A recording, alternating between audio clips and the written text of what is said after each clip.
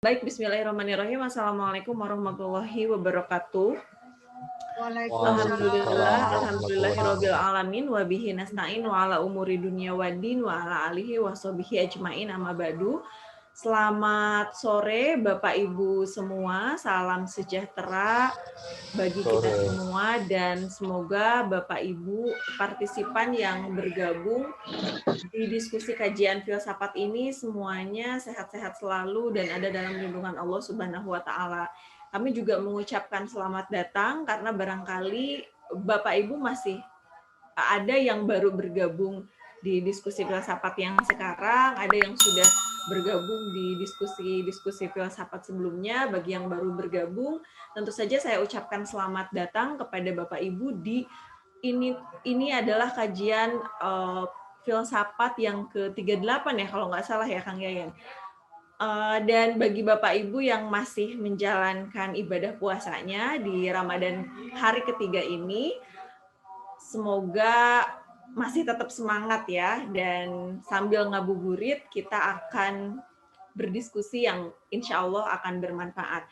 Seperti agenda yang pernah disampaikan di diskusi kajian filsafat malam Jumat lalu, bahwa di bulan Ramadan ini kita pindah waktu ya untuk kajian filsafatnya yang pada asalnya adalah Kamis malam gitu, sekarang jadi Kamis sore.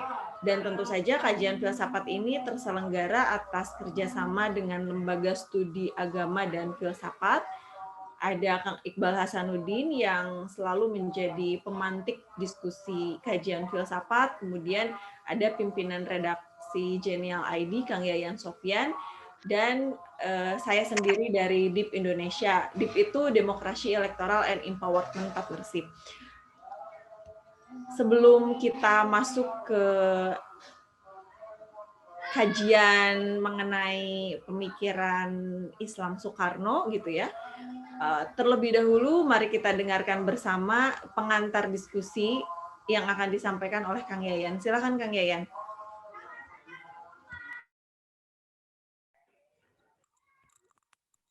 Halo, selamat sore. Suara saya terdengar, Teh? Ya, terdengar Kang Yayan. Silakan dilanjutkan, Kang. Baik, terima kasih. Selamat sore. Assalamualaikum warahmatullahi wabarakatuh. Waalaikumsalam warahmatullahi wabarakatuh. Teman-teman atau sobat-sobat Genial semua, selamat melaksanakan ibadah Ramadan bagi yang menjalankannya. Untuk memasuki bulan Ramadan ini memang kita agak sedikit fokus terhadap konsentrasi pemikiran filsafat Islam Bung Karno. Genial sudah melaksanakan diskusi 37 seri filsafat dari filsafat Yunani, Arab, Islam, Barat, modern sampai kontemporer, dan untuk Ramadan kita konsentrasi 4 pertemuan ini untuk mengkaji pemikiran filsafat Islam khususnya Bung Karno. Dan ini nanti akan ada 4 tema. Untuk pertemuan pertama, Kamis pertama, membahas tentang Soekarno dan pemikiran Islam. Untuk tema kedua, Soekarno dan Islam berkemajuan. Yang ketiga, hubungan personal, hubungan agama dan negara, kemudian relasi agama dan Pancasila. Teman-teman semua, mengapa kita mengkaji pemikiran Islam Bung Karno di bulan Ramadan ini? Karena ini menjadi sangat penting, terutama juga kita ketahui bahwa proklamasi kemerdekaan juga dilaksanakan di bulan Ramadan. Dan pidato Bung Karno pada 1945 itu sebenarnya manifestasi dari pikiran-pikiran Bung Karno selama ini sejak masih muda, sejak masih usia 26 tahun, yang menggabungkan antara pemikiran Islam, nasionalisme, dan Marxisme. Tentu Marxisme yang dipahami Bung Karno dalam konteks Indonesia adalah sosialismenya di Indonesia. Dan dalam pemikiran Islam Bung Karno ini kita ketahui bahwa perjalanan panjang hubungan Bung Karno dengan Islam itu sudah sangat dalam. Bagaimana Bung Karno bertemu dengan Hosok Harimonoto menjadi santrinya, dan kemudian menyerap bagaimana sosialisme ada di dalam Islam. Kemudian hubungan Bung Karno dengan Kiai Haji Ahmad Dahlan bagaimana Bung Karno menjadi santri ngintilnya Ahmad Dahlan. Begitu Ahmad Dahlan kalau ceramah-ceramah Muhammadiyah di Surabaya, Bung Karno yang waktu itu masih ngekos, masih usia SMP juga belajar nyantri kepada Ahmad Dahlan. Dan nanti ada kaitan antara ideologi marhainismenya Bung Karno dengan pembelaan Ahmad Dahlan dalam teologi Al-Ma'un terhadap kaum mustadafin. Juga bagaimana persentuhan Bung Karno dengan Ahmad Hasan, seorang tokoh besar Persatuan Islam, reformis Islam, bagaimana Bung Karno menyerap Islam berkemajuan. Bahkan Islam is progresif itu juga tertera jelas dalam surat-surat Bung Karno kepada Hasan. Dan dalam surat Bung Karno kepada Hasan juga ini mencerminkan, paling tidak percaya Pak Iqbal, Bung Karno itu memang pemikir Islam yang dalam. Bagaimana Bung Karno membaca tafsir-tafsir Al-Baghawi, kemudian Al-Baidawi dan macam-macam. Kemudian juga Bung Karno bersentuhan dengan tokoh-tokoh Muhammadiyah lainnya seperti Kiai Haji Mas Mansur ketika Bung Karno dibuang Belanda ke Bengkulu dan Bung Karno menjadi ketua majelis pengajaran Muhammadiyah di Bengkulu. Kemudian nanti belakangan Bung Karno juga bersentuhan dengan pemikiran keislaman Nahdlatul Ulama, khususnya Kiai Haji Abdul Wahab Hasbullah. Nah, pikiran-pikiran panjang ini juga menjadi nilai lebih Bung Karno dengan para pemimpin dunia, bahkan pemimpin dunia Islam pada waktu itu, baik di Asia maupun di Afrika, juga menjadikan Bung Karno sebagai kiblat. Dan bahkan dalam konferensi Asia Afrika menyebut Bung Karno sebagai pahlawan Islam, karena Bung Karno bagaimana mengutip Al-Quran dalam sidang PBB. Inilah hubungan Bung Karno dengan Islam yang sangat panjang, dan mari kita bedah dalam Tadarus Ramadan selama 4 pertemuan ini. Dan ini sudah ada Pak Iqbal yang selalu memantik diskusi kita sejak awal. Terima kasih Pak Iqbal dan juga Teh Neni yang sangat setia kepada Genial, juga Bapak Ibu yang sangat setia kepada Genial. Saya kira pengantar dari saya demikian. Kepada Teh Neni saya persilakan waktu sampai menjelang buka saum. Terima kasih. Assalamualaikum warahmatullahi wabarakatuh. Waalaikumsalam warahmatullahi wabarakatuh. Terima kasih Kang Yayan atas yang disampaikan. Seperti yang kita ketahui Bapak Ibu di flyer ya, bahwa pada sore hari ini kita akan membahas mengenai Soekarno dan pemikiran Islam. Seperti yang kita ketahui bahwa tadi sudah juga banyak dikupas tuntas ya sama Kang Yayan. Soekarno adalah tokoh demokrasi sekaligus juga bapak bangsa yang telah banyak sekali memberikan kontribusi konkret tentunya atas pemikiran-pemikirannya. Tak terkecuali mengenai pemikirannya tentang Islam. Dan kalau kita lihat berbagai tulisan Soekarno di media massa, lalu kemudian pada saat Soekarno berpidato, itu juga banyak berbicara mengenai bagaimana perkembangan Islam. Hanya sayangnya memang tidak banyak orang yang memberikan perhatian terhadap hal ini. Bagaimana humanisme, kemudian patriotisme, kemudian pembebasan, demokratisasi, kemudian pluralisme, kemudian persatuan. Dan kalau tidak salah, saya juga membaca bahwa Soekarno itu mulai tertarik memikirkan mengenai masalah ketuhanan itu dimulai ketika Soekarno bertukar pikiran dengan Agus Salim ya, dan suatu ketika Kiai Haji Agus Salim datang ke Bandung dan Soekarno menemuinya untuk bertukar pikiran tentang masalah-masalah pergerakan dan politik, dan kemudian beralih begitu ya kepada masalah-masalah ketuhanan. Tadi sudah juga banyak disinggung oleh Kang Yayan. Soekarno juga banyak belajar dari Kiai Haji Ahmad Dahlan soal keislaman ini, utamanya pada manifestasi Quran Surat Al-Ma'un gitu ya. Nah, untuk lebih jelasnya bagaimana pemikiran Islam Soekarno itu kepada Kang Iqbal Hasanuddin selaku Direktur Eksekutif Lembaga Studi Agama dan Filsafat, saya persilahkan untuk menyampaikan pemantik diskusinya seluas-luasnya dan selebar-lebarnya, tapi ini mungkin karena nanti juga Bapak Ibu akan bersiap-siap untuk berbuka puasa, betul ya? Jadi mungkin sambil nanti kita juga ada spare waktu untuk berdiskusi dan tanya jawab. Kang Iqbal, jika berkenan saya berikan kesempatan sampai pukul 17.15. Dipersilahkan Kang Iqbal.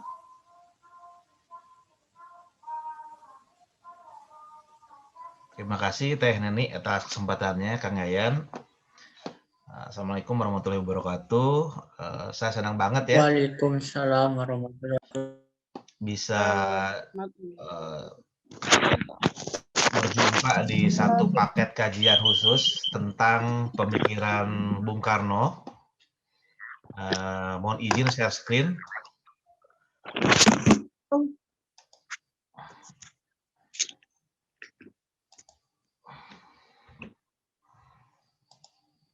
Apakah sudah terlihat nih screen-nya?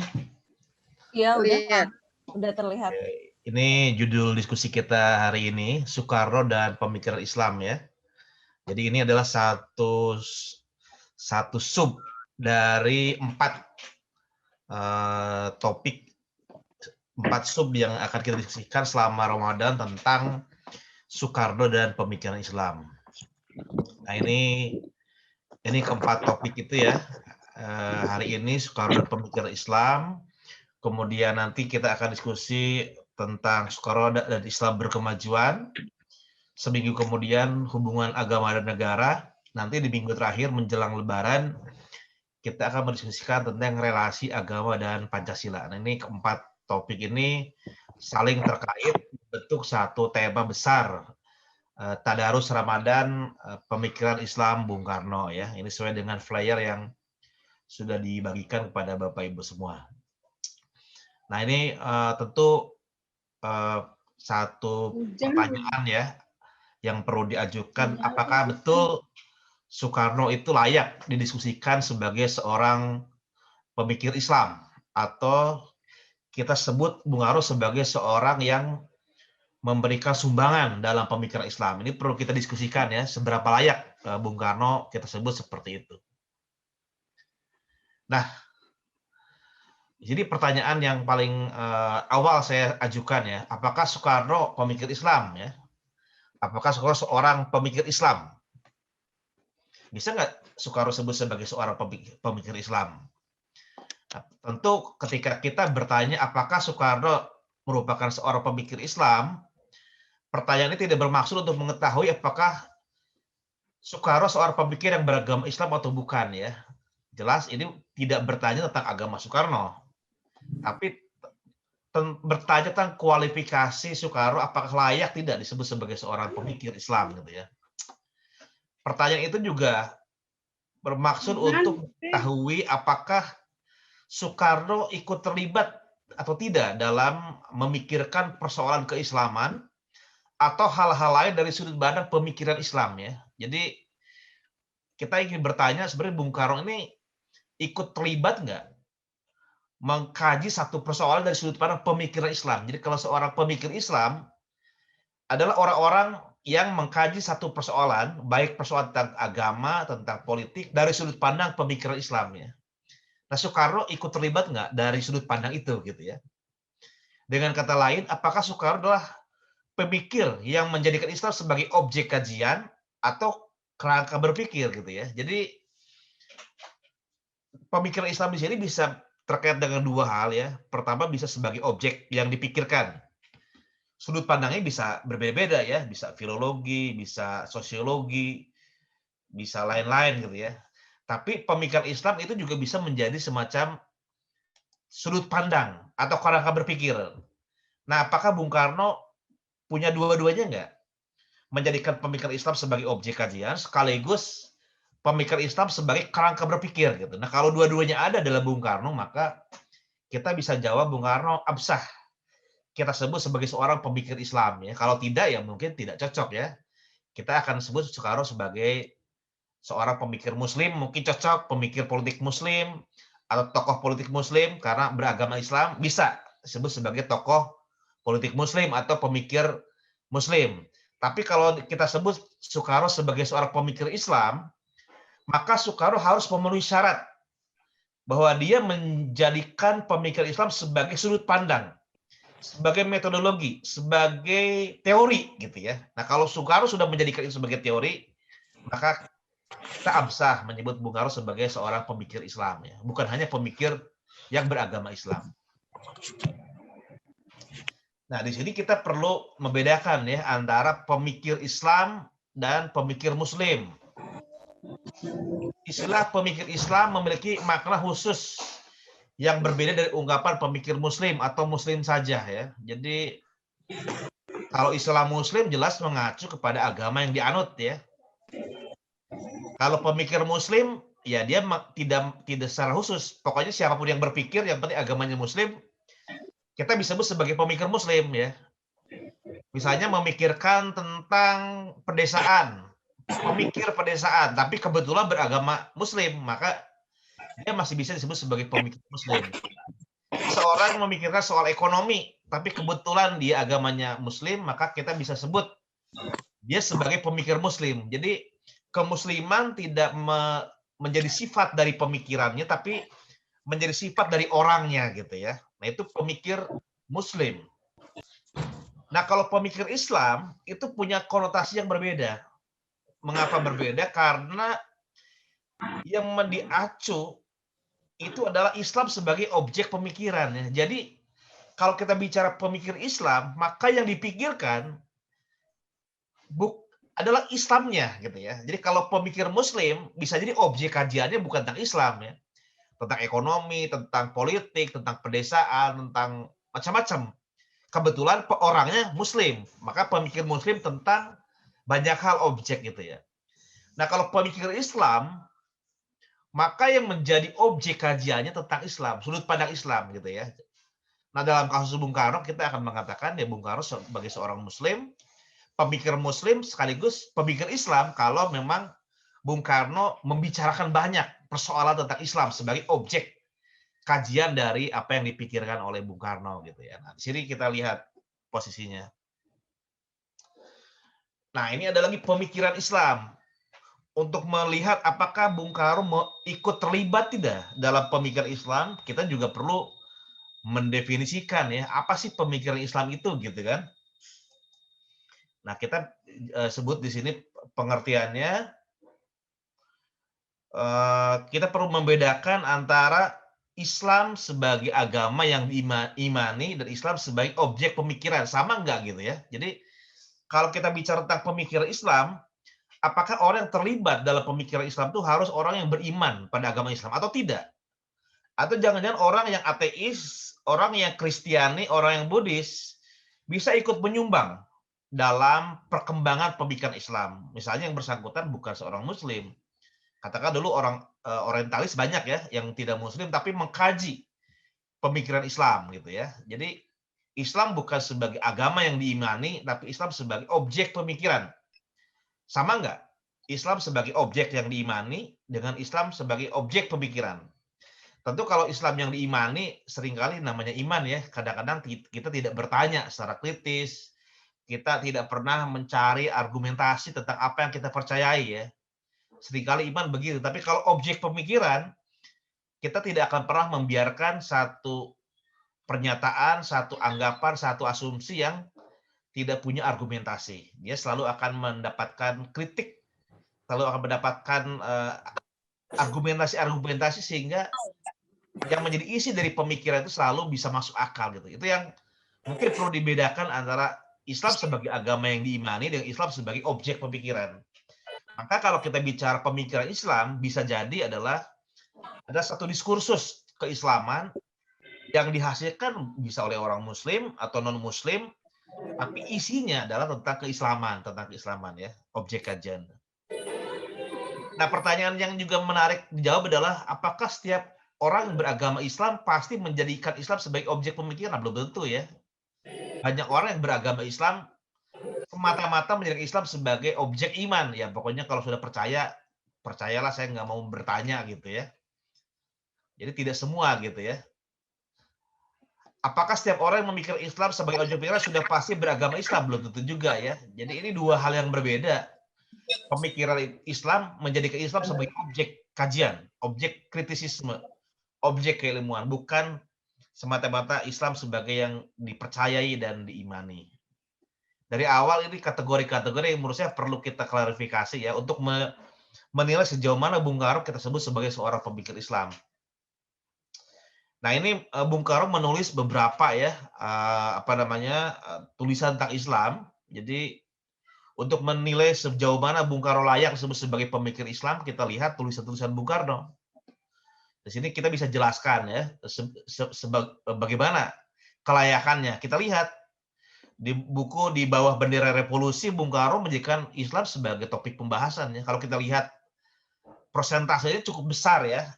Artikel-artikel Bung Karno tentang Islam lumayan banyak.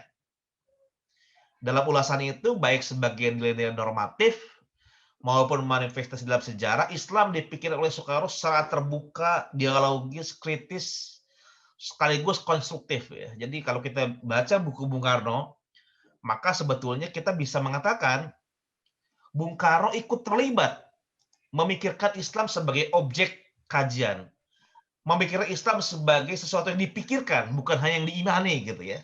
Jadi sampai sini kita bisa mengatakan Soekarno sebetulnya ikut terlibat dalam diskursus pemikiran Islam.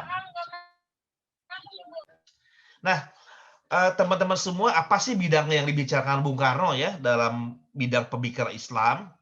Nah, kita perlu melihat dulu sebenarnya kalau dalam pemikiran Islam sendiri ada apa saja sih yang dibicarakan ya.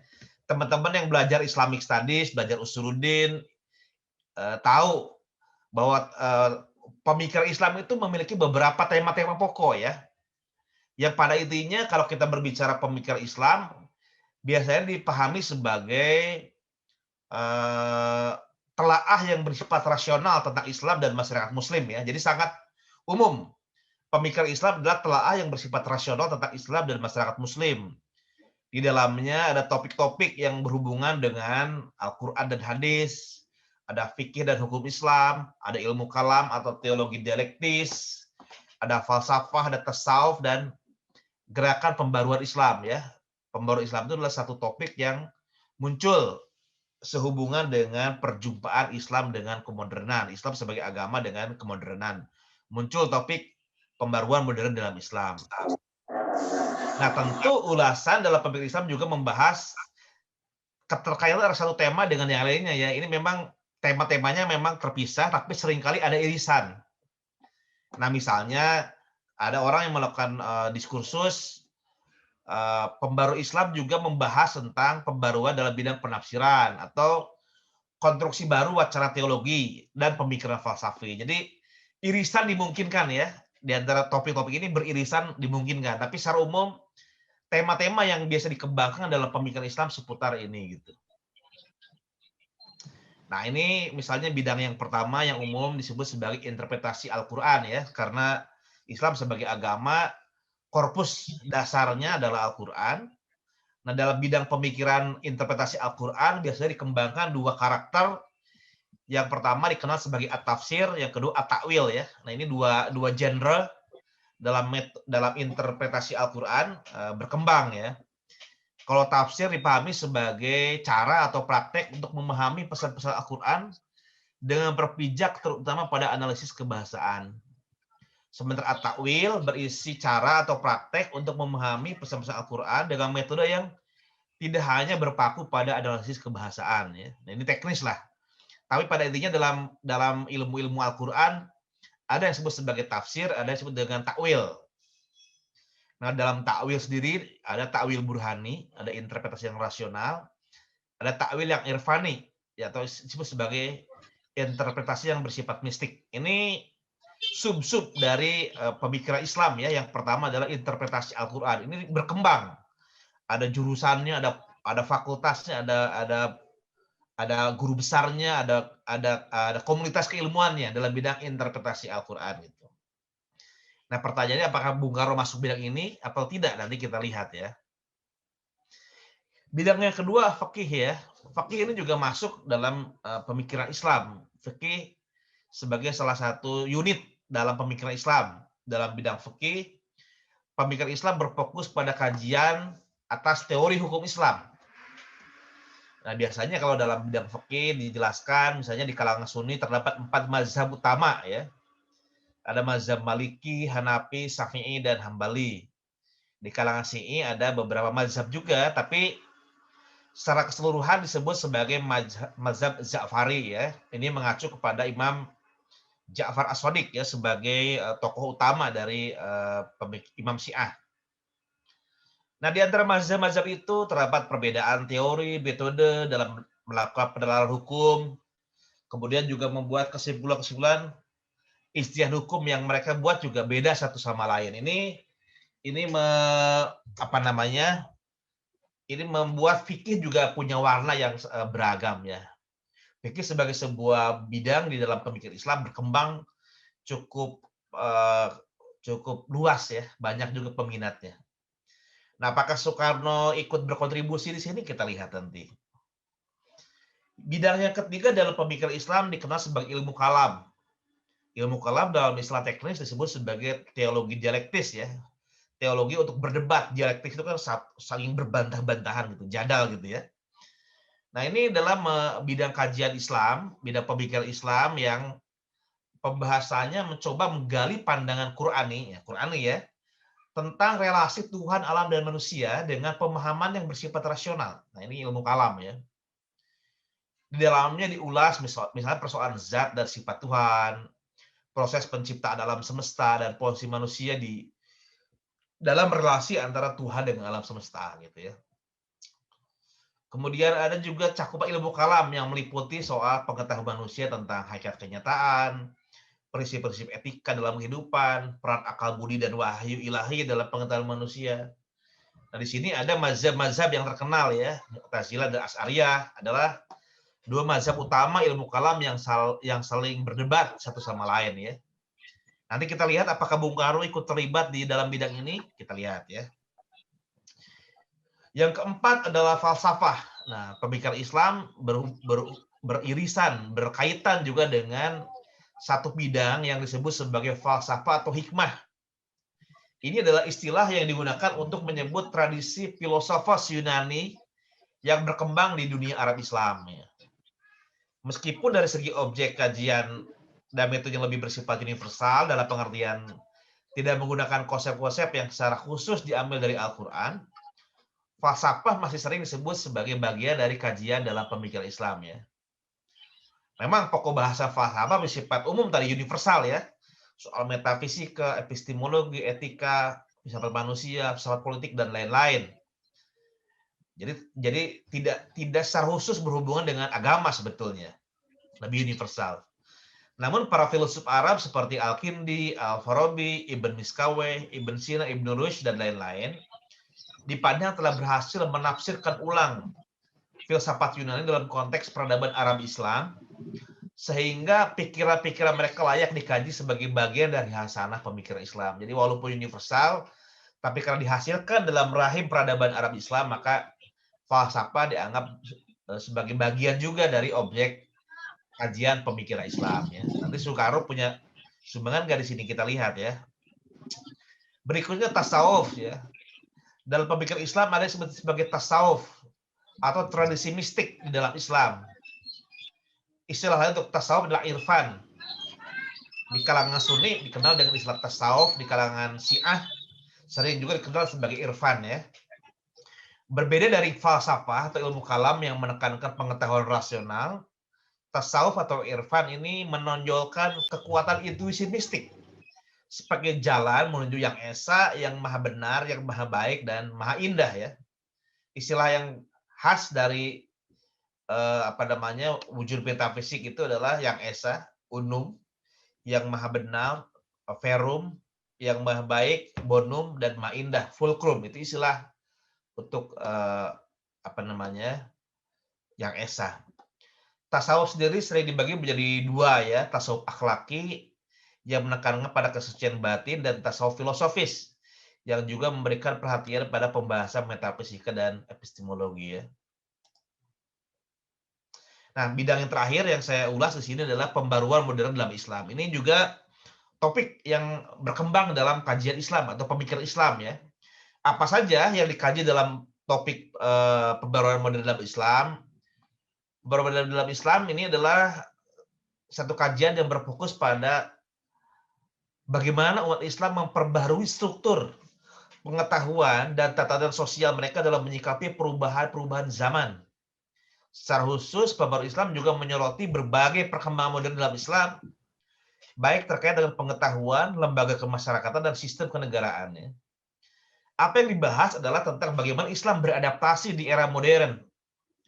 Karenanya muncul topik-topik seperti Islam dan nasionalisme, Islam dan demokrasi, Islam dan perubahan sosial, dan lain-lain sebagainya yang menjadi cakupan dari topik pembaruan modern dalam Islam ya. Kalau yang teman-teman kuliah di UIN ada mata kuliahnya nih, PMDI namanya, pembaruan modern dalam Islam. Jadi ini satu bidang dalam pemikiran Islam gitu ya.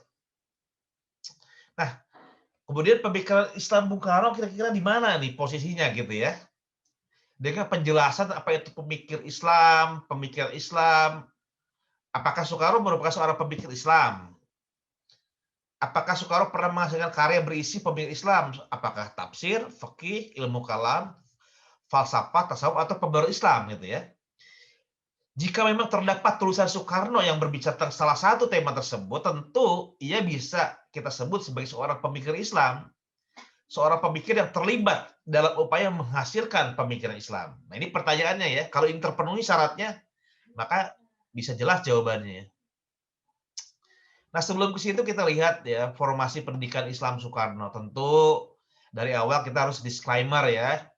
Kita perlu akui bahwa Soekarno bukan orang yang dididik secara formal dalam lembaga pendidikan keislaman seperti madrasah atau pesantren yang mengajarkan kurikulum kajian Islam klasik seperti bahasa Arab, ilmu Al-Quran, tafsir, fikih, usul fikih, ilmu kalam, dan lain sebagainya. Dalam hal ini, Soekarno bukan seorang sarjana Islam sebagaimana Kiai Ahmad Dahlan atau Kiai Hasyim Asy'ari ya. Soekarno tidak dapat disebut sebagai ustaz atau ulama dalam pengertian seperti itu. Jadi kalau mau diukur seperti itu ya enggak seperti Kiai Haji Ahmad Dahlan atau Hasyim Asy'ari, bukan ya. Bung Karno bukan seorang sarjana dalam arti seperti itu. Nah, kalaupun kita melihat formasi keislaman Bung Karno sebetulnya lebih banyak terhubung dengan aktivisme gerakan Islam ya. Kita lihat misalnya Bung Karno itu seorang yang lahir dari seorang keluarga Muslim Jawa, terlibat aktif sejak kecil dalam gerakan Sarekat Islam ya. Jadi proses formasi keterlibatan sosialisasi Soekarno dengan pemikiran Islam bukan secara formal di pesantren gitu ya, di madrasah, tapi lewat perjumpaan dalam gerakan Islam. Di situ Soekarno sejak muda misalnya bergabung di Sarekat Islam. Berkat jaringan yang dimiliki oleh Cokro Aminoto misalnya sebagai ketua sentral Sarekat Islam ketika Soekarno masih SMP ya, Soekarno bisa berkenalan dengan Kiai Ahmad Dahlan dan ikut pengajiannya di Surabaya. Jadi sudah mulai jatuh cinta dengan Muhammadiyah ya di Surabaya ya sejak dia jadi anak SMP, tinggal di tempatnya Cokro dan dia sering ikut pengajiannya Kiai Ahmad Dahlan. Wajar kalau belakangan Bung Karno jadi anggota Muhammadiyah karena ada kedekatan juga dengan Kiai Ahmad Dahlan. Lewat jaringan yang sama pula Soekarno bersahabat dengan Kiai Mas Mansur ya. Jadi Cokro Aminoto dengan Ahmad Dahlan punya relasi, dengan Kiai Mas Mansur berrelasi, maka Bung Karno berada dalam jaringan gerakan Islam seperti itu ya. Nah, berkat kedekatan dan kesamaan pandangan dengan tokoh-tokoh penting Muhammadiyah itu pula Soekarno belakangan memutuskan menjadi anggota Muhammadiyah saat menjalani masa hukuman oleh pemerintah dia berada di Bengkulu ya 1938-1948. Jadi ada bukti empiris bahwa Bung Karno adalah aktivis ya. Jadi walaupun bukan orang madrasah, tapi Bung Karno aktivis Islam. Nah, ini ada isu Islam dan modernitas. Soekarno juga banyak membaca buku-buku tentang perkembangan Islam di dunia modern melalui buku-buku yang berbahasa Inggris, berbahasa Belanda, dan bahasa Eropa lainnya ya. Hal itu tidak mengherankan bagi seorang Soekarno yang secara formal dididik dalam sistem pendidikan modern dan standar Eropa pada zamannya. Bung Karno bisa bahasa Latin, bisa bahasa Inggris, bisa bahasa Belanda, bisa bahasa Perancis, bisa bahasa Jerman ya.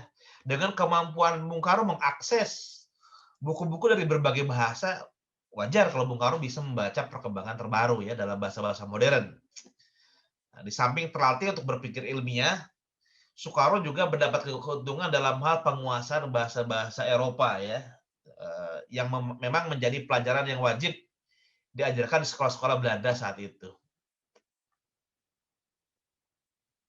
Nah, di antaranya dengan kemampuan bahasa itu Bung Karno bisa membaca banyak produk pengetahuan yang dihasilkan oleh banyak pemikir muslim pada zamannya ya.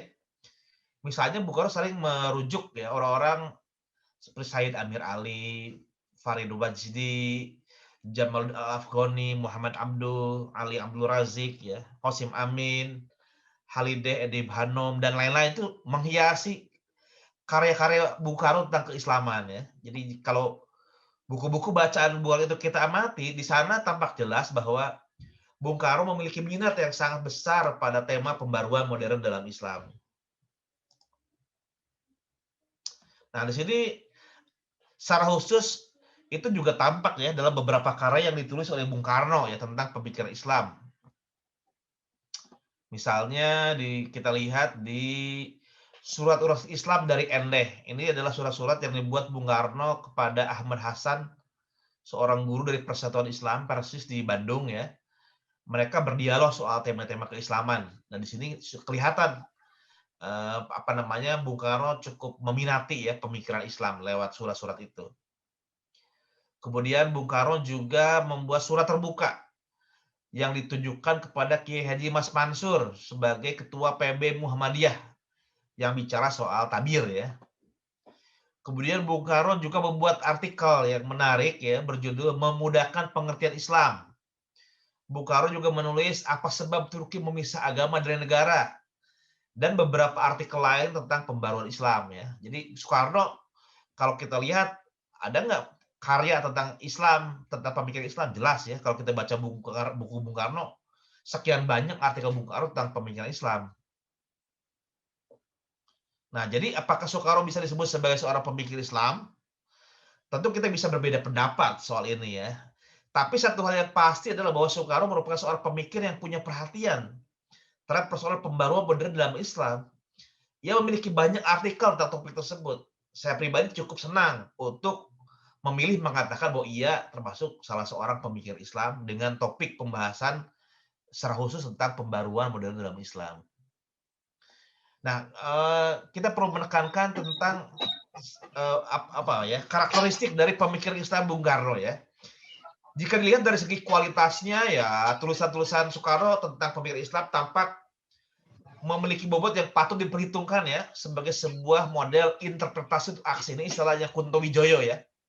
Interpretasi untuk aksi. Jadi bukan guru di madrasah ya. Tulisan Bung Karno tentang Islam itu bukan seperti seorang guru yang di madrasah yang menulis A sampai Z tentang Islam, bukan. Tapi Bung Karno membuat sebuah metodologi berpikir untuk bagaimana memahami Islam dalam konteks zaman tertentu, dalam konteks tantangan tertentu gitu ya. Jadi apa yang penting dari tulisan-tulisan Soekarno itu bukan soal keluasan, kedalaman atau kecanggihannya. Jelas tidak terlalu dalam ya, tidak terlalu luas, tidak terlalu banyak gitu. Tapi bobot tulisan Bung Karno terletak pada upaya penulisnya, upaya Bung Karno untuk melakukan kontekstualisasi doktrin Islam dalam realitas keindonesiaan dan kemodernan. Ini yang mahal dari Bung Karno adalah Bung Karno mencoba melakukan kontekstualisasi doktrin Islam. Berat ini kontekstualisasi, tidak mudah ya melakukan kontekstualisasi doktrin Islam dalam realitas keindonesiaan dan kemodernan. Kita bisa lihat di artikel tentang memudahkan pengertian Islam ya. Sebagai contoh ya, artikel ini ditulis sebagai tanggapan atas tulisan Kiai Haji Mas Mansur di majalah Adil berjudul Memperkatakan Gerakan Pemuda. Di dalamnya Soekarno menyampaikan pandangan-pandangan yang sangat asli tentang reinterpretasi pemahaman keagamaan dalam Islam. Apa yang ditulis oleh Bung Karno di situ, itu bisa kita sejajarkan dengan tulisan Muhammad Iqbal dari Pakistan ya, yang menulis buku yang juga bagus, Reconstruction of Religious Thought in Islam. Jadi lebih pendek tapi dari segi bobot menurut saya kurang lebih sama ya, berbicara tentang memudahkan pengertian itu dalam bidang epistemologi keagamaan. Kemudian Bung Karno menulis tentang api Islam. Ini menarik juga ya. Islam itu terdiri dari dua hal kata Bung Karno, ada rohnya dan berbagai manifestasinya dalam sejarah. Soekarno sendiri membuat metafora api Islam untuk menyebut dimensi rohani dari Islam itu. Sebagai roh atau api, Islam dipahami sebagai bersifat universal. Salihun likuli zamanin wa makanin. Tapi sebagai manifestasi, sebagai perwujudan Islam terikat oleh ruang dan waktu tertentu. Dalam hal ini, api Islam termanifestasi dengan cara yang berbeda-beda berdasarkan konteks ruang dan waktu yang berbeda pula. Nah, ini api Islam dan manifestasinya Bung Karno menjelaskan ya. Penghubung katup di antara api Islam dengan manifestasi itu adalah pengertian-pengertian Islam, pengertian kaum muslim. Jadi Islam universal dengan manifestasi sangat tergantung pada bagaimana Islam itu dipahami. Bagaimana pengertian-pengertian itu dikembangkan ya. Jadi pengertian itu adalah titik hubung antara universalitas dan partikularitas. Di situ pengertian menjadi penting ya. Melalui pengertian-pengertian tersebut, universalitas Islam berjumpa dengan partikularitas tatanan masyarakat tertentu. Pengertian-pengertian yang tepat akan membuat Islam memiliki relevansi yang tinggi bagi kaum muslim dan manusia pada umumnya di zaman tersebut. Nah, ini juga mengenai perubahan sejarah ya. Bagi Bung Karno, realitas sosial senantiasa berubah setiap saat. Karenanya pengertian kita tentang Islam harus selalu diperbaharui. Karena kenyataan itu pantarai, kata Bung Karno, berubah ya. Maka pengertian kita tentang Islam harus selalu berubah. Jadi roh Islam itu tidak bisa stagnan ya. Karena kenyataan berubah, maka pengertian kita Islam harus berubah. Mengikuti perubahan zaman gitu ya. Cara Islam dipahami dan dijalankan pada abad ke-7 di Arab beda dengan cara Islam dipahami dan dijalankan pada abad ke-20 di Indonesia. Di setiap masa, setiap abad dibutuhkan pengertian-pengertian tentang Islam yang baru dan berbeda dari sebelumnya. Ini disebut sebagai memudahkan pengertian Islam oleh Soekarno. Nah, ini menunjukkan juga keniscayaan pembaruan ya. Apa yang terjadi jika kita tidak mampu untuk membuat pengertian baru tentang tentang Islam yang sesuai dengan zaman? Apa jadinya jika kita stagnan ya? Hanya mengikuti apa yang sudah disumbangkan oleh para pendahulu kita. Dalam penilaian Soekarno, kegagalan kita dalam memperbaharui atau memudahkan pengertian Islam akan menyebabkan kita kehilangan api Islam karena yang kita punya hanya abunya saja, yakni berupa warisan pengertian dari masa lalu yang bisa jadi sudah tidak tepat lagi untuk dipakai pada masa kini. Nah, ini disebut sebagai Islam sontoloyo oleh Bung Karno ya.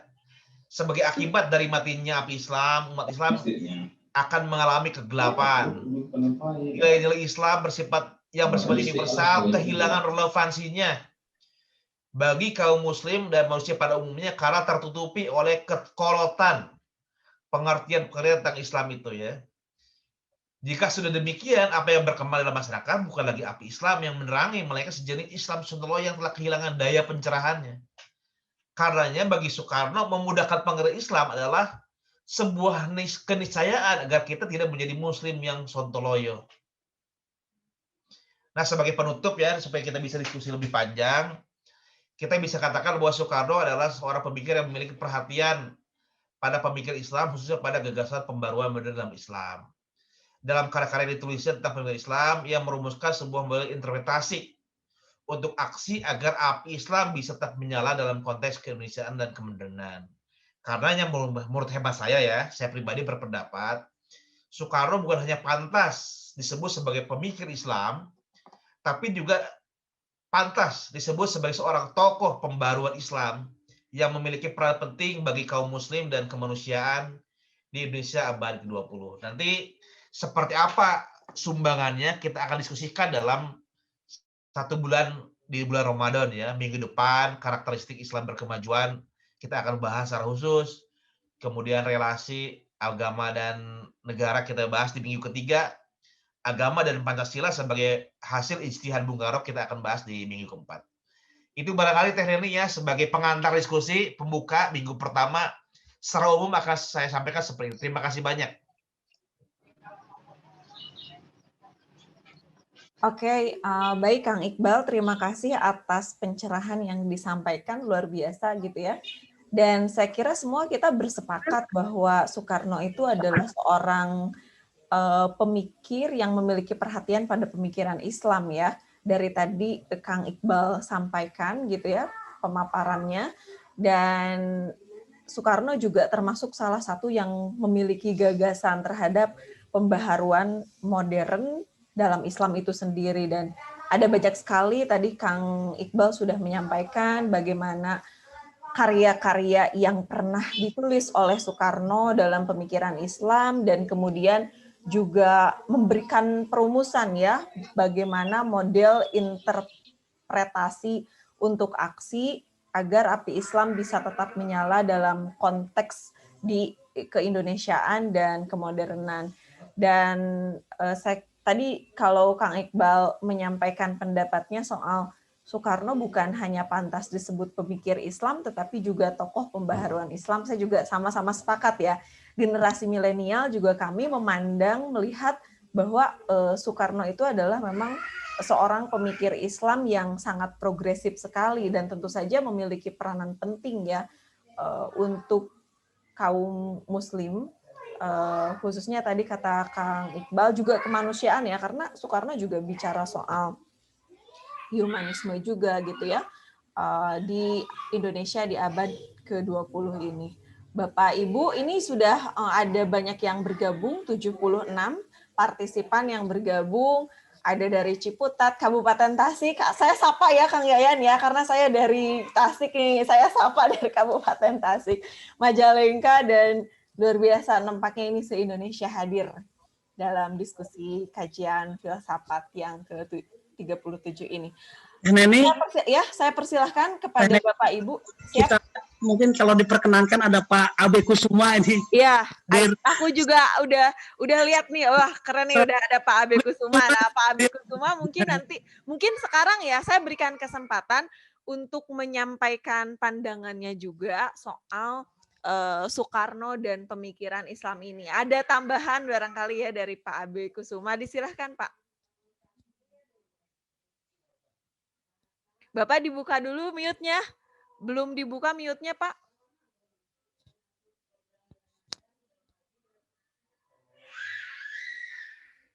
Atau Neni buka dari sini ya? Udah, Pak? Masih di mute tuh, Pak. Mas Nehem bisa dibantu untuk membuka mute-nya Pak Abe Kusuma? Itu ada di beliau teh. Kita cuma bisa unmute beliau. Tadi sudah sempat sih kebuka. Udah. Silahkan Pak Abe. Assalamualaikum. Waalaikumsalam warahmatullahi wabarakatuh.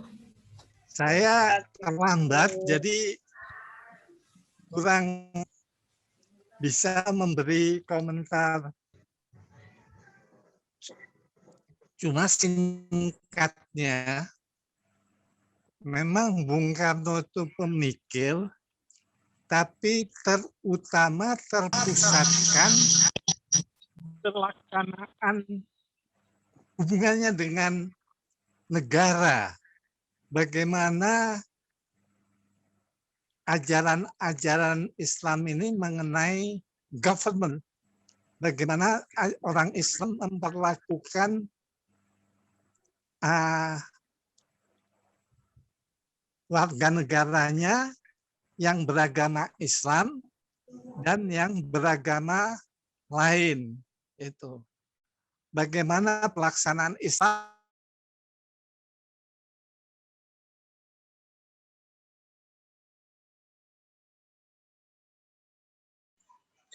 Pak Abe, izin suaranya termute Pak Abe.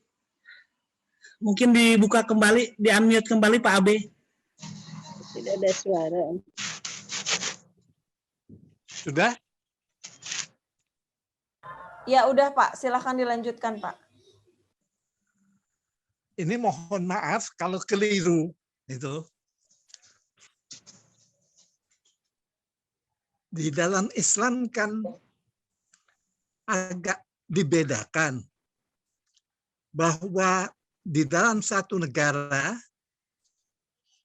itu ada warga negara yang memakai yang untuk orang Islam, ada untuk kafir zimmi, dan satunya kafir harbi. Itu. Jadi bagaimana memperlakukan ini? Umpamanya di Turki itu yang dibahas pada masa pergerakan itu juga Bung Hatta menyatakan kekeliruannya orang Turki pada waktu itu memberikan tempat terlalu longgar kepada orang yang beragama lain, bangsa lain, merupakan anklave, merupakan kantong yang hukumnya berlainan dengan orang yang beragama Islam. Kalau bahasa saya kurang paham bahasa Arabnya, tapi kalau bahasa asingnya itu capitulation, itu keliru. Sebetulnya dia bisa melakukan hal yang tidak seperti itu, jadi panjang itu saya. Jadi intinya saya cuma mau mengatakan bahwa perhatian utamanya ini bagaimana mengatur warga negara di dalam suatu negara yang bukan Islam tetapi dipengaruhi dengan keras oleh ajaran-ajaran Islam, ajaran-ajaran Islam itu. Intinya itu saja. Sekian dulu. Baik, terima kasih Pak Abe Kusuma atas tanggapannya sekaligus tadi menyampaikan pertanyaan ya untuk Kang Iqbal. Selanjutnya siapa lagi yang mau diundang, Kang Yayan?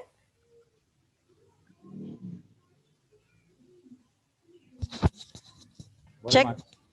Ya, silahkan. Boleh dibuka saja mute-nya, Pak. Boleh, Mbak ya?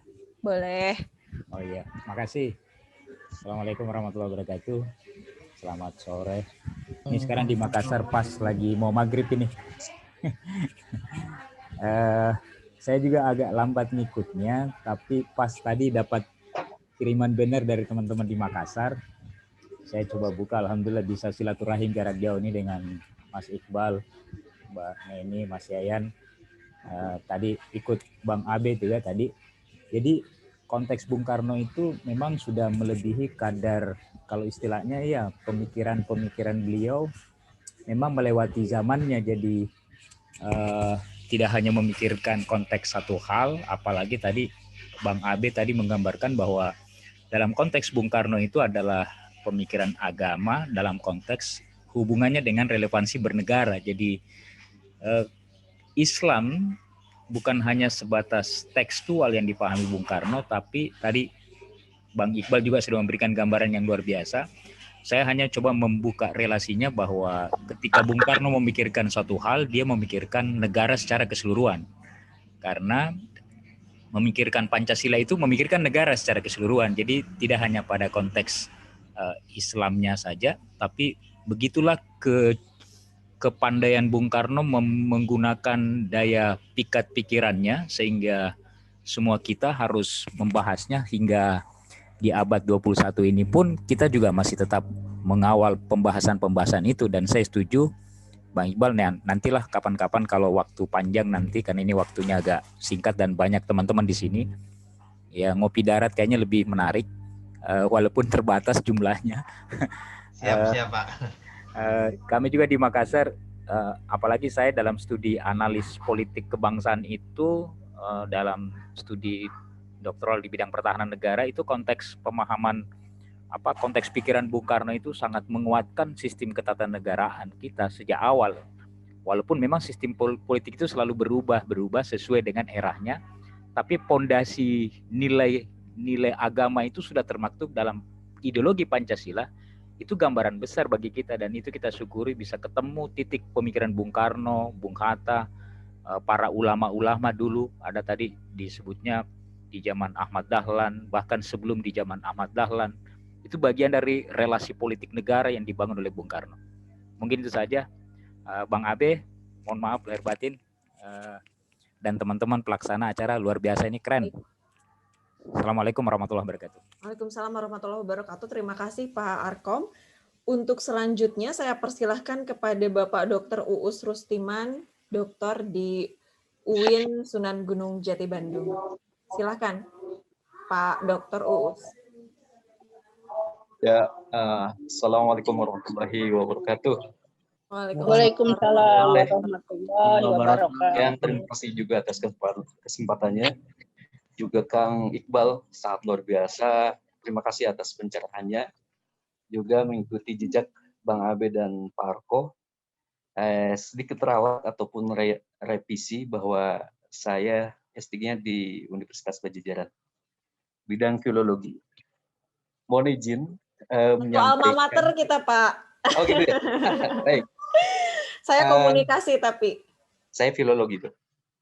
Baik. Menarik tadi apa yang disampaikan oleh Kang Iqbal. Saya menyampaikan berdasarkan disiplin saya itu filologi.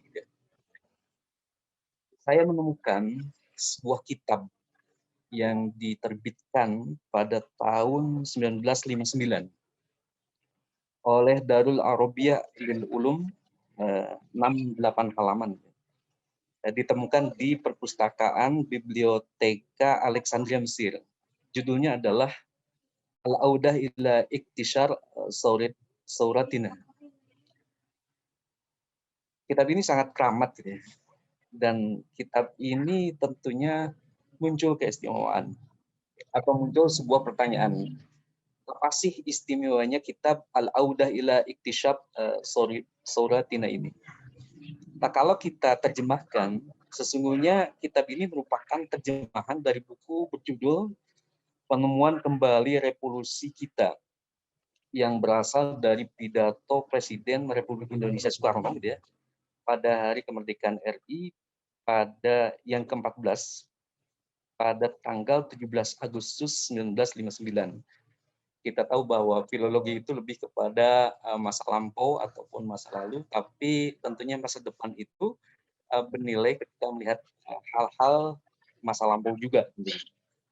Nah, dalam pidatonya ini, Soekarno mengulas berbagai persoalan pokok dan program umum Revolusi Indonesia yang bersifat menyeluruh. Pemikiran ini kemudian garis besar haluan negara pada pemerintahan Soekarno. Nah, pidato ini kemudian dikenal dengan sebutan Manifesto Politik Republik Indonesia. Jadi Al-Audah ila Iktishaf Sauratina kurang lebih dari manifesto Politik Republik Indonesia. Nah, yang menarik dari kitab tersebut adalah di kancah perpolitikan dunia Arab pada masa itu. Nah, kitab ini punya pengaruh yang sangat besar, sangat luar biasa. Saya setuju bahwa Insinyur Soekarno itu lintas zaman. Kalau saya sebut bukan lintas zaman saja, tetapi lintas negara. Nah, di sini disampaikan bahwa kitab ini berisi tentang pandangan-pandangan Revolusi Soekarno yang saat itu ditahbiskan sebagai pemimpin Asia Afrika. Itu sangat luar biasa. Jadi penggagas gerakan non-blok sekaligus pengilham kemerdekaan negara-negara dunia ketiga. Nah, terlebih lagi Mesir yang saat itu baru menjalani 7 tahun masa revolusi, Juli tahun 1952, yang dipimpin oleh, kita tahu ada tokoh Jamal Abdel Nasser, tokoh revolusioner yang saat itu menjadi presiden Mesir dan dijuluki sebagai Zaim Zu'ama Al-A'lam Al-Arabi atau pemimpin dunia. Nah, yang menarik pernyataan dari Jamal Abdel Nasser itu adalah menyatakan dirinya sebagai murid gerakan revolusi Soekarno. Itu sangat luar biasa. Sangat luar biasa. Nah, antara Nasser dan Soekarno terjalin hubungan persahabatan yang sangat erat, sangat luar biasa.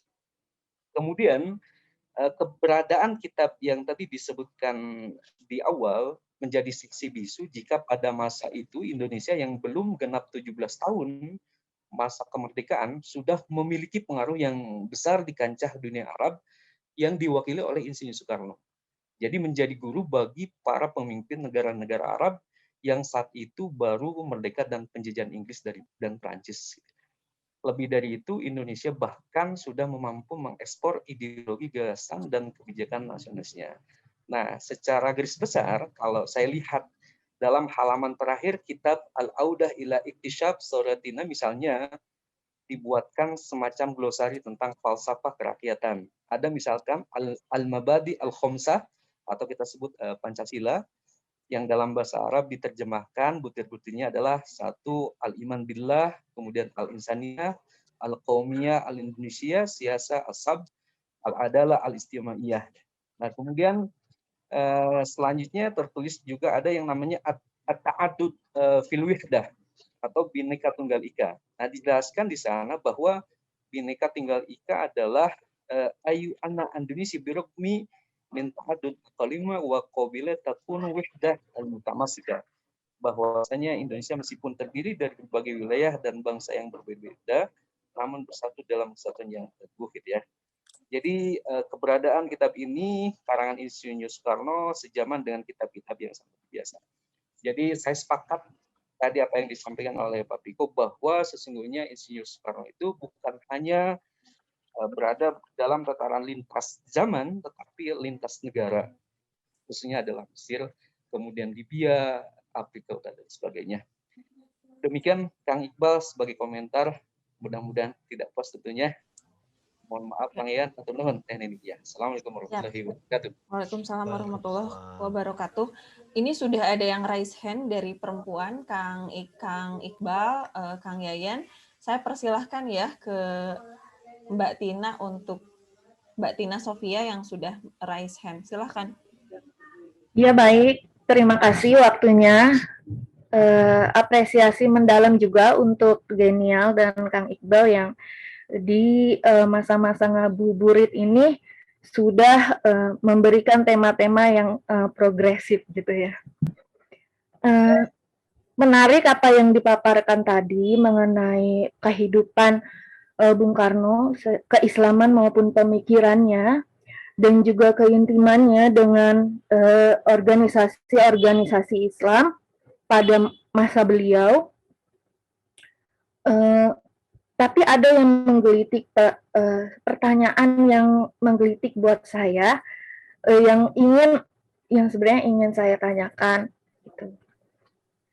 Yaitu adalah di mana posisi pemikiran Islam Soekarno di mata Muhammadiyah, kemudian NU, dan juga kelompok Islam lainnya pada masa itu gitu, dan sampai sekarang gitu.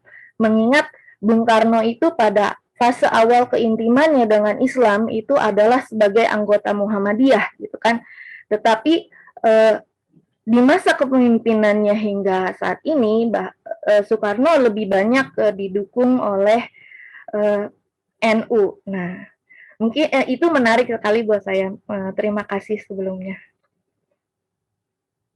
Ya, terima kasih Teh Tina, Mbak Tina ya, atas pertanyaannya. Menarik saya kira ya.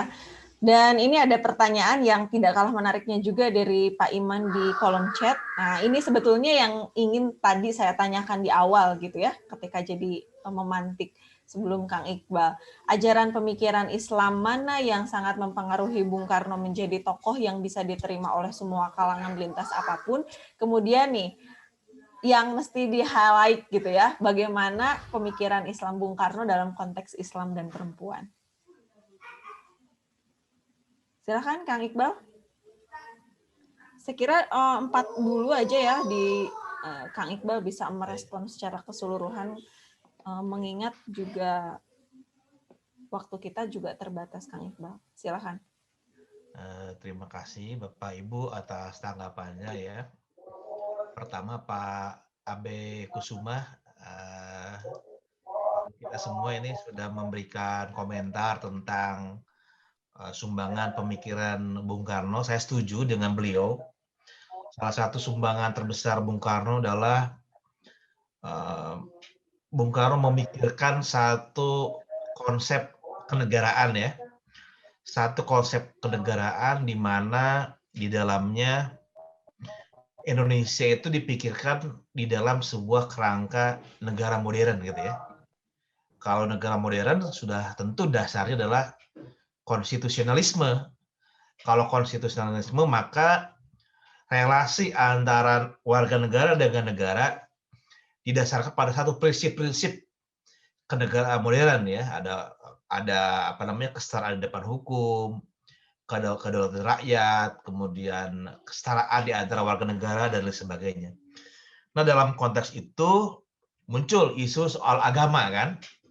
Satu persoalan yang dalam sejarah politik Islam, isu agama menjadi satu isu penting ya, karena dalam praktek gitu ya, dalam praktek di masa lalu, tidak hanya dalam Islam sebetulnya, di mana tatanan politik itu selalu didasarkan pada satu ideologi yang rata-rata dasarnya itu agama gitu ya. Jadi semua struktur politik kan membutuhkan solidaritas. Apa yang memungkinkan politik itu terbentuk? Solidaritas ya, asobiahnya terbentuk ya. Etnisitas bisa, kesukuan, tapi ya kecil ya. Kemudian perjanjian ya terbatas dengan mereka terlibat perjanjian. Nah, yang memungkinkan terjadi semacam keserempakan ya, pembayangan di antara anggota-anggota komunitas yang lebih besar, agama bisa memainkan peranan yang jauh lebih besar gitu ya. Jadi wajar jika di masa lalu agama itu menjadi semacam ideologi ya. Agama menjadi semacam ideologi sehingga kemunculan negara-negara agama, entah itu negara Kristiani, negara Islam, negara Buddhis, negara Hindu, karena di masa lalu tidak dimungkinkan ada satu ideologi alternatif di luar agama gitu ya. Jadi agama itu adalah ideologi yang memungkinkan satu organisasi kekuasaan bisa terbentuk dalam rentang yang cukup luas gitu ya. Nah, karena agama itu jadi ideologi, maka kewargaan di masa lalu itu kemudian terpecah karena perbedaan agama ya. Kalau Anda seorang pemeluk agama yang kebetulan adalah agama negara, maka Anda sah menjadi anggota dari warga negara itu gitu. Tapi kalau Anda kebetulan agamanya bukan agama negara, ya maaf ya. Jadi warga negara kelas 2, kelas 3, kelas 4 gitu ya. Hilang banyak keistimewaan atau hak-hak yang dimiliki oleh warga negara.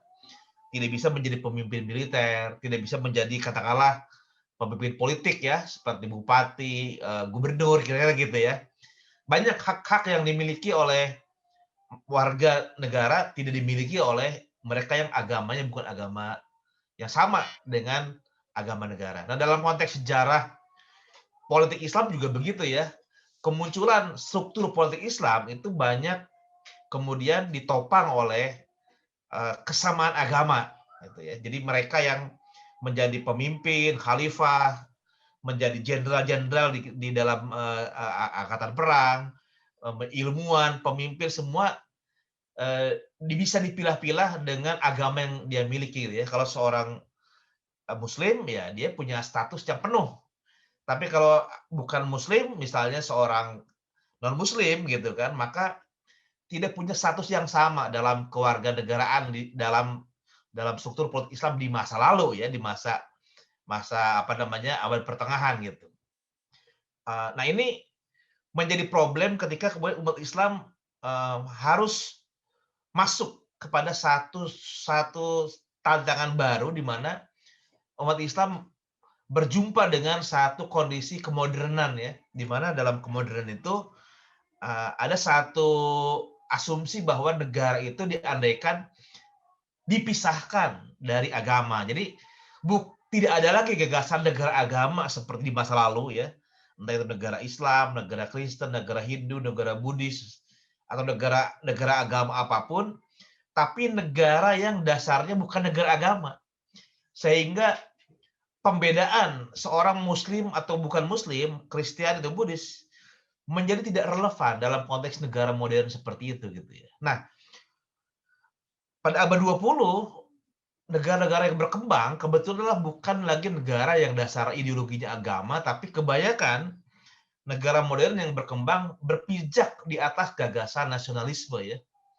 Negara bangsa modern, makanya negara itu dasarnya kebangsaan. Karena kalau kebangsaan itu adalah salah satu dasar solidaritas yang lintas agama ya. Mereka yang memiliki kesadaran kesamaan sebagai kolektivitas sosiologis bangsa Indonesia maka punya hak yang sama untuk menjadi warga negara Indonesia, apapun agamanya gitu ya. Jadi berubah. Syarat untuk menjadi warga itu berubah. Kalau dulu agama, sekarang bukan. Sekarang adalah anggota dari sebuah komunitas, kolektivitas yang disebut sebagai bangsa gitu. Nah, perubahan transformasi dari sebuah negara agama, negara yang dasarnya agama menjadi sebuah negara yang dasarnya kebangsaan terjadi di hampir seluruh belahan bumi ya. Di Eropa sudah jelas perang agama antara Katolik dengan Protestan sudah membuat Eropa kemudian memutuskan sejak perjanjian Westphalia menjadi negara bangsa ya, sudah menolak perselingkuhan antara agama dengan negara dipisahkan dari agama agar terjadi kebebasan beragama dalam bernegara. Jadi negara itu berdiri di atas untuk semua golongan agama, bukan lagi negara agama A, tapi untuk semua warga negara apapun agamanya. Di Eropa begitu ya. Dan di banyak negara lain kemudian muncul konsep kenegaraan universal seperti ini yang tidak membeda-bedakan agama, termasuk di banyak negara-negara di mana Muslim banyak berkembang ya. Ya misalnya yang pertama kali muncul nasionalisme kan di Arab ya. Partai Ba'ath itu ya nasionalisme Arab. Kemudian kalau kita lihat kelompok mana yang pertama kali mengkritik gitu ya, mengkritik Turki Utsmani, kekhilafan Turki Utsmani, ya yang pertama kali ingin memisahkan diri kan Syarif Makkah ya, yang kemudian menjadi Yordania sekarang. Mesir, orang Mesir juga ingin memisahkan diri dari Turki, udah nggak mau di bawah kekhalifahan Turki itu. Mesir ingin mengembangkan satu gagasan nasionalisme Mesir gitu ya. Makanya belakangan kemudian mufti-mufti dari Al-Azhar itu, Syekhul Azhar kemudian menjadi para pelopor nasionalisme Mesir ya. Orang-orang seperti Muhammad Abduh, kemudian Sa'ad Zaglul, Lutfi As-Sayyid, kemudian Ali Abdul Razik, itu adalah tokoh-tokoh Mesir dari Al-Azhar yang menegaskan bahwa Mesir sebagai sebuah entitas politik itu harus menjadi sebuah negara kebangsaan. Mesir bukan hanya untuk hanya warga negara yang beragama Islam, tapi untuk semua orang yang beragama, untuk orang Mesir apapun agamanya, mau Muslim, mau Kristiani, mau Koptik, ada kesadaran di kalangan para tokoh pembaharu Mesir ya bahwa kalau nanti Mesir merdeka, kita tidak akan menjadi sebuah negara agama. Kita akan menjadi sebuah negara Mesir modern yang berdiri di atas dan untuk semua golongan agama gitu. Mesir muncul seperti itu. Setelah Mesir kemudian di tokoh-tokoh Al-Azhar muncul di Suriah, di belahan Arab lain sosok seperti Abdurrahman Al-Kawakibi ya, yang juga menegaskan ya orang Arab juga bisa mengemukakan pentingnya nasionalisme Arab, bahwa entitas politik di masa depan dasarnya bukan Islam tapi kearaban sebagai asobiyah, sebagai dasar solidaritas. Maka muncul nasionalisme Arab juga di Timur Tengah, di luar Mesir gitu ya. Nah, di Turki juga sama ya. Udah kata orang Turki, kalau orang-orang dari belahan dunia Islam lain nggak mau lagi ke khilafah, maunya nasionalisme nasionalisme Mesir, nasionalisme Arab, nasionalisme Persia, nasionalisme India. Apalagi kami orang Turki udah repot sekali dengan khilafah ini. Kami juga ingin republik ya. Maka sejak saat itu ya, orang seperti Ziya Gökalp, kemudian Kemal Atatürk mengusung pembaruan pemikiran politik di Turki, di mana Turki akhirnya memilih untuk menjadi republik gitu ya, di mana negara Turki adalah negara republik, negara dan agama itu diposisikan setara gitu ya. Tidak lagi menjadi negara agama, tapi negara yang berdiri di atas dan untuk semua golongan agama. Nah, di semua belahan dunia Islam pada masa itu berkembang pemikiran seperti itu ya, bahwa negara-negara merdeka yang baru itu harus didasarkan pada satu gagasan kebangsaan. Entah itu Arab, entah itu Mesir, entah itu Turki, entah itu Persia, entah itu India, tapi idenya adalah negara nasional gitu ya. Nah, kalau di dalam perkembangan Islam modern itu yang berkembang seperti itu, terjadinya gagasan negara kebangsaan modern dalam pemikiran politiknya. Saya kira wajar ya kalau Bung Karno di Indonesia juga kemudian berpikir tentang sebuah negara modern, negara kebangsaan modern di Indonesia ketika memikirkan negara Indonesia merdeka gitu ya. Jadi Bung Karno mempelajari pikiran-pikiran Muhammad Abduh, Ali Abdul Razik, mempelajari pikiran-pikiran Kemal Atatürk, Ziago-Kaf dan lain sebagainya. Bung Karno membaca diskursus pemikiran kenegaraan yang berkembang di dunia Islam gitu ya. Jadi kalau pada zaman itu semua pemikir Islam merekomendasikan negara kebangsaan, tentu aneh Bung Karno tidak merekomendasikan negara kebangsaan. Justru karena Bung Karno sangat update terhadap perkembangan terbaru di dalam perkembangan pemikir Islam pada saat itu, Bung Karno mengerti bahwa semangat zamannya adalah bukan lagi negara agama, bukan negara yang membuat warga negara terpecah-pecah karena perbedaan agama, tapi negara yang sudah negara bangsa di mana seluruh warga negara itu diperlakukan sama walaupun agamanya berbeda gitu. Jadi kalau ada orang yang mengatakan Bung Karno kok nggak mendukung negara Islam di Indonesia ya, apa karena Bung Karno nggak ngerti Islam gitu? Saya justru mengatakan sebaliknya. Justru karena Bung Karno sangat mengerti Islam, mengerti pemikir Islam, dan mengerti perkembangan mutakhir pemikir Islam di dunia Islam, Bung Karno sadar bahwa yang terbaik adalah negara kebangsaan, sebuah negara modern yang berdiri di atas untuk semua golongan agama, bukan lagi negara agama seperti masa lalu yang bisa menimbulkan terjadi ketidakadilan terhadap warga negara yang dasarnya adalah perbedaan agama gitu. Jadi kalau Pak Abe mengatakan sumbangan utama Bung Karno di situ, saya kira sangat betul ya. Dan itu semua banyak disebabkan karena pergumulan Bung Karno dengan perkembangan pemikiran politik Islam juga di Timur Tengah yang bisa kita sebut sebagai hasil dari ijtihad dari pembaruan modern dalam Islam, di mana dalam produknya hasil dari pembaruan modern dalam Islam itu adalah ketika berbicara negara bukan lagi negara agama seperti dibayangkan pada masa abad pertengahan, tapi sebuah negara nasional yang dia berdiri di atas dan untuk semua golongan apapun agama yang dipeluk oleh warganya. Jadi itu tadi yang pertama. Kemudian yang kedua ya, soal apa teh tadi? Ada yang belum ditanggapi nggak teh? Iya, udah kayak Pak Arkom udah ya Kang ya? Yang soal perempuan dan Islam gitu Kang, pandangan Soekarno. Soal perempuan ya. Baik. Dari pertanyaan tadi ada yang bertanya tentang soal perempuan dan Islam.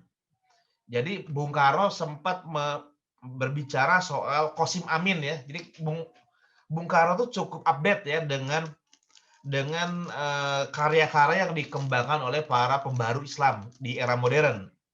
Nah, untuk isu perempuan, Bung Karno membaca satu karya yang ditulis oleh pemikir Mesir ya, Tahrirul Mar'ah, yang ditulis oleh Qasim Amin. Jadi Qasim Amin itu seorang pembaharu Muslim dari Mesir ya, yang mencoba menafsirkan ulang relasi gender di dalam Islam gitu ya, yang mencoba merekonstruksi pandangan keagamaan Islam yang berorientasi pada keadilan gender, di mana prinsip-prinsip dasar Islam itu ya sesungguhnya dasarnya pada penghargaan yang sama kepada seluruh umat manusia, tidak membedakan jenis kelamin, karena di hadapan Tuhan ketakwaannya gitu ya, bukan jenis kelaminnya. Kira-kira gitulah asumsi dasar. Nah, hal inilah yang kemudian banyak mempengaruhi juga pikiran Bung Karno tentang relasi perempuan dalam Islam ya. Jadi misalnya Bung Karno menolak peminggiran perempuan di dalam rapat-rapat di mana ada tabir. Kalau ada laki-laki perempuan, maka perempuan di pojok harus ditutupi, tidak boleh ketemu gitu ya, harus dipisahkan. Itu buat Bung Karno itu semacam peminggiran gitu ya. Bagi Bung Karno, semangat Islam yang sesuai dengan rohnya adalah Islam yang membebaskan, yang progresif, di mana dasarnya adalah kemanusiaan. Nah, kalau sudah kemanusiaan, kita tidak boleh membeda-bedakan manusia karena agamanya, karena jenis kelaminnya. Universalitas kemanusiaan itu satu kok. Maka laki-laki perempuan bagi Bung Karno sama, setara.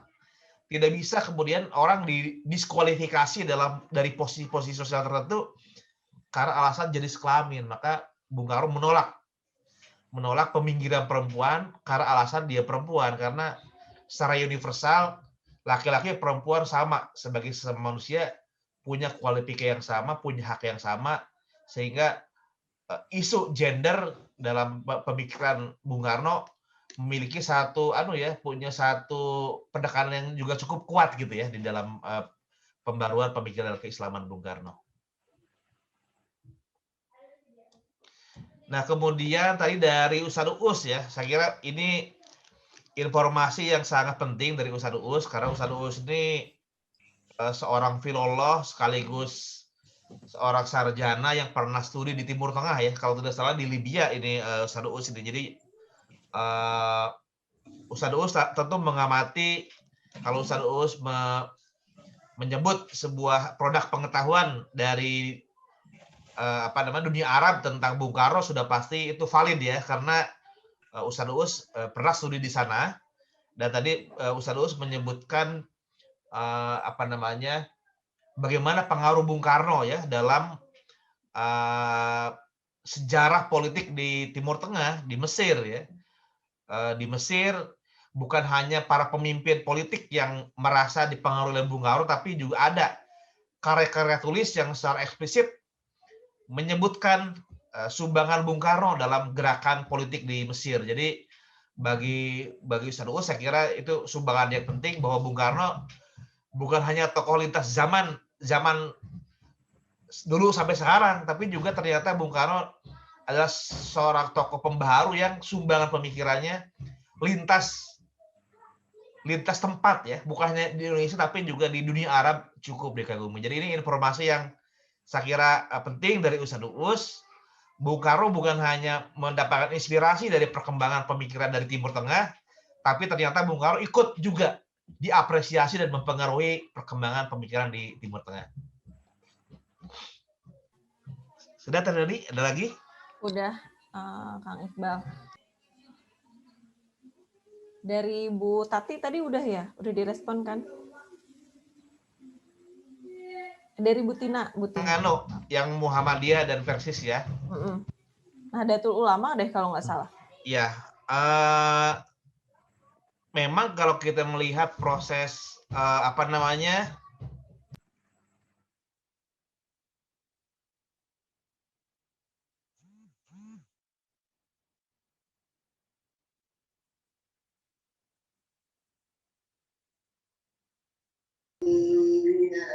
Kang Iqbal, are you there? Oke deh, saya lanjutkan ya, terputus sedikit. Memang kalau kita melihat proses perjumpaan Bung Karno dengan gerakan Islam, Bung Karno banyak bersentuhan dengan modernisme Islam ya. Misalnya yang pertama jelas modernisme Islam yang ada di dalam Syarikat Islam ya. Dalam Syarikat Islam di situ ada satu pandangan yang berorientasi modernis. Syarikat Islam, Bung Karno SMP ya, SMP dan SMA di Surabaya, tinggal di rumah Cokro Aminoto, seorang ketua sentral Syarikat Islam. Sudah pasti bicara tentang negara, tentang sosialisme, tentang demokrasi. Bung Karno banyak berdialektika dengan seorang Cokro Aminoto dari Syarikat Islam gitu ya. Dan kita tahu Syarikat Islam jelas adalah sebuah organisasi yang berhaluan modernis ya, modernisme Islam. Kemudian Bung Karno juga bersentuhan dengan Kiai Ahmad Dahlan, sering mengikuti pengajian-pengajian Kiai Ahmad Dahlan di Surabaya ya, ketika di SMP, SMA banyak terpengaruh gitu. Kemudian berteman dengan Kiai Mas Mansur, bahkan Bung Karno dinikahkan oleh Kiai Mas Mansur ya. Jadi mereka sangat dekat sekali dengan tokoh-tokoh Muhammadiyah Bung Karno itu. Kemudian di Bandung ya Bung Karno berjumpa dengan tokoh-tokoh modernis juga ya, seperti Ahmad Hasan, Muhammad Natsir, dan tokoh-tokoh Persis yang kuat di Bandung. Banyak bersilaturahmi Bung Karno. Makanya ketika Bung Karno dipenjara oleh Belanda di Sukamiskin, Bung Karno sering dapat kunjungan dari tokoh Persis ya, dari dari Ahmad Hasan dan Muhammad Natsir ya, dapat kiriman buku, diskusi. Sampai kemudian Bung Karno dipindahkan penjaranya ke Endeh, mereka masih berkorespondensi. Jadi ini buah dari kedekatan mereka selama di Bandung ya. Jadi terjadi diskusi, komunikasi, walaupun kemudian Bung Karno dipindahkan, komunikasi tetap berjalan lewat surat menyurat ya. Ketika ke Bengkulu ya Bung Karno ketemunya orang Muhammadiyah juga ya, bahkan mertuanya Bung Karno kemudian orang Muhammadiyah ya di Bengkulu ya. Bahkan Bung Karno pernah menjadi pengurus Muhammadiyah di bidang pendidikan di Bengkulu gitu. Sampai kemudian Bung Karno terpilih menjadi presiden, tercatat sebagai anggota Muhammadiyah. Nah, dari proses formatif ya pemikiran keislaman Bung Karno ya bisa dimaklumi Bung Karno tuh seorang yang banyak bergulat dengan modernisme Islam ya, dari perjumpaan, dari alam pikiran, dari kesesuaian ya Bung Karno banyak kecocokan dengan modernisme Islam. Nah, pertanyaannya adalah kenapa kemudian belakangan Bung Karno seperti berbeda pandangan dengan modernisme Islam gitu ya. Sebenarnya enggak berbeda pandangan ya. Bung Karno tetap berpijak pada gagasan atau pada ijtihad politiknya, bahwa bagi Bung Karno dalam konteks negara Indonesia modern, maka negara Indonesia modern itu harus betul didasarkan pada prinsip kebangsaan. Prinsip kebangsaan itu adalah prinsip yang adil untuk semua warga negara apapun agamanya gitu. Bung Karno nggak mau lagi kembali kepada gagasan negara agama seperti yang ada di masa lalu gitu. Nah, beberapa tokoh politik Islam yang lain ya, terutama tokoh-tokoh yang ada di sebagian Muhammadiyah, mungkin NU juga saya kira ya, terutama yang bergabung di Masyumi, itu ada aspirasi yang ingin menjadikan Indonesia sebagai negara Islam. Sesuatu yang buat Bung Karno aspirasi untuk menjadi negara Islam itu tidak sesuai dengan visi universalitas Islam ya, karena bagi Bung Karno ketika berbicara tentang kenegaraan, bicara tentang masyarakat, yang menjadi tujuannya adalah kemaslahatan, bukan apa yang sudah diajarkan oleh praktek Muslim pada masa lalu harus dipraktikkan sekarang gitu. Bukan berarti kalau pada masa abad pertengahan seperti itu konsepnya, maka sekarang seperti itu ya. Dan Bung Karno melihat ada banyak keterbatasan dari contoh-contoh praktek masa lalu di mana negara didasarkan pada sebuah agama terjadi ketidakadilan, kemudian negara itu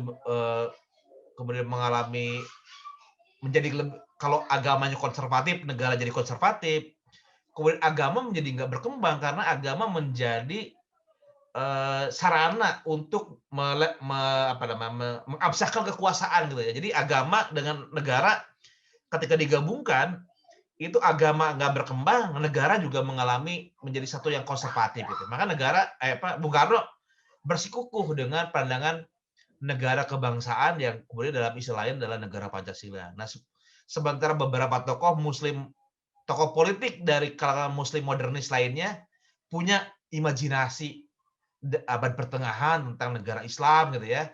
Indonesia itu harus jadi negara Islam karena yang mayoritas Muslim. Kenapa sih nggak pakai negara Islam? Ada 7 kata dan lain sebagainya. Bung Karno seorang yang nasionalis, walaupun dia demokratis, tapi tetap visinya adalah visi negara kebangsaan yang berdiri di atas dan untuk semua golongan gitu ya. Di situ ada semacam ada semacam perbedaan strategi cara pandang antara Bung Karno dengan beberapa tokoh Islam, sehingga kemudian beberapa tokoh Islam yang awalnya satu kubu dengan Bung Karno, beberapa kemudian memilih untuk tidak sejalan lagi dengan Bung Karno. Jadi lebih pada soal apakah Bung Karno tetap berpijak pada gagasan tentang negara kebangsaan, sementara beberapa tokoh yang lain ada yang menginginkan untuk menjadikan Indonesia sebagai sebuah negara Islam atau negara agama yang tidak disetujui oleh Bung Karno. Itu barangkali Teh Nanit jawaban saya terkait dengan terakhir ya. Oke, Kang, siap. Saya kira udah kali Kang ya. Iya ya, udah mau buka kayaknya. Buka puasa. Ini tutup ya. Baik Bapak Ibu sekalian, terkait dengan diskusi hari ini mengenai Soekarno dan pemikiran Islam, saya kira kita semua sama-sama sepakat bahwa Soekarno itu sebagai tokoh pembaharu Islam gitu ya. Dan implikasi pemikiran Soekarno ini tentang Islam terhadap salah satunya adalah kontribusinya terhadap pendidikan Islam juga dapat dilihat dan dapat ditunjukkan dengan adanya pemikiran tentang humanisme yang menjadi prinsip tidak pernah lepas dari materi maupun proses pembelajaran yang diterapkan. Dan kita tahu bahwa Islam itu memiliki nilai universal dalam segala hal. Islam itu adalah rahmatan lil alamin, maka Soekarno itu melalui pendidikan Islamnya juga menekankan pada pendidikan kasih sayang, menghormati, menghargai orang lain, adanya kebebasan berpikir, humanisme, pluralisme, serta tidak mengenal etnis gitu ya, maupun sekretarianisme yang kemudian sejalan dengan gagasan-gagasan yang dikedepankan oleh Soekarno dalam berbagai tulisan, kemudian dalam berbagai pidato-pidatonya, pernyataan-pernyataannya gitu ya. Dan sebenarnya kita lihat juga ada banyak implikasi nyata pada komponen pendidikan Islam yang punya tujuan pendidik, peserta didik, dan alat dan lingkungannya yang menumbuhkan nilai-nilai Islam, khususnya pada keimanan dan pendidikan. Dan tadi kalau Kang Iqbal sampaikan bahwa pemikiran Soekarno memiliki peran yang sangat penting bagi kaum muslim dan kemanusiaan di abad ke-20. Terima kasih Bapak Ibu yang sudah berkenan hadir dalam diskusi kali ini. Nanti kita ketemu lagi di Kamis pekan depan ya. Terima kasih bagi yang menjalankan ibadah puasa, selamat berbuka. Semoga ibadah saum kita diterima oleh Allah Subhanahu wa taala dan mendapatkan keberkahan untuk kita semua. Terima kasih semuanya Bapak Ibu semua yang sudah berkenan bergabung. Salam sehat, billahi taufiq wal hidayah. Wassalamualaikum warahmatullahi wabarakatuh.